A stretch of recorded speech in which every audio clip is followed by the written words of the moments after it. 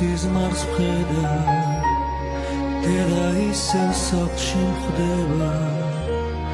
მელოდება მეფერება დედა სანთლად დგება მისი სევდა უკვდავების სწავლად ჩნდება დედა